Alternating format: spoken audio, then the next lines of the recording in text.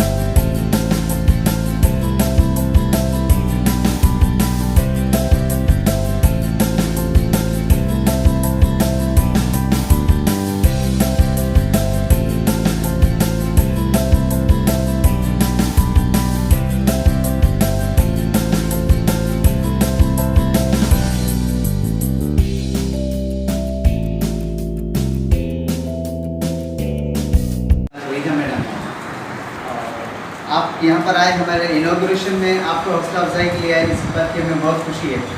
तो मैं उम्मीद करता हूँ कि मैडम आपसे कुछ बात करें। मोहतरम प्रिंसिपल साहिबान, टीचर्स, मेरे साथी हमीदा मैडम और बच्चों अस्सलाम वालेकुम।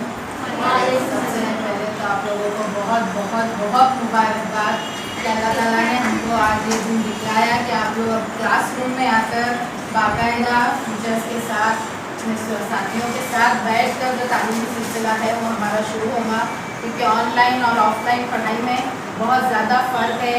या कुछ अभी ये 1.5 साल के अरसे में समझ चुके हैं। अब लोग आप लोग 8th स्टैंडर्ड में हैं, तो 8th स्टैंडर्ड यानी अभी 10वीं की ये सबसे पहली सीढ़ी है आप लोगों की।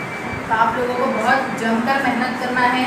जो भी अरसा गुजर गया ये बहुत ही ख़तरनाक और हमारे दिलों पर एक बहुत ही बुरा असर छोड़ चुका है। आप लोग तो बच्चे हैं, आप लोगों ने ये अरसा सब देख चुके हैं, सह चुके हैं बहुत सारे लोगों ने वो सारी चीज़ें।